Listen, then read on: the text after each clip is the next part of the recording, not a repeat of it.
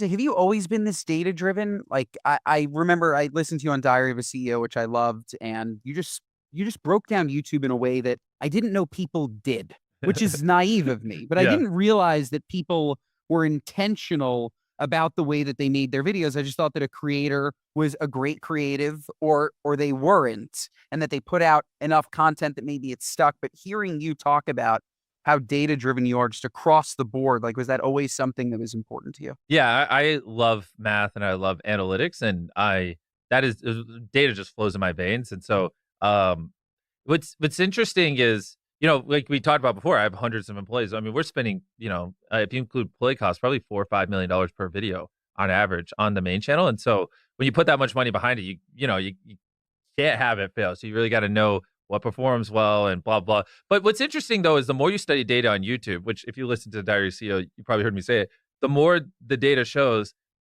that to do well, you just make good content, right? And then what is good content? Well, good content is what the viewers actually want to watch. And then it's like you're not studying the algorithm. You're not studying. You don't get views on YouTube by tricking the algorithm to promote it. It is way too sophisticated, way too refined. You get views on YouTube by giving the. Let me tap hang up on my phone. Someone just called me 10 times in a row. Hope no one's dying.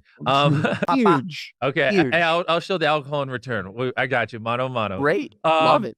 but, what was I even saying? We were talking A about, oh, data-driven yeah. Oh, yeah. So the data just gaming the points algorithm. to make it videos that people wanna watch. So then you don't study the YouTube algorithm, you just study what is that people enjoy, and then that's where so it actually does come back to, though, like, being very creative and making good content because that's what people want.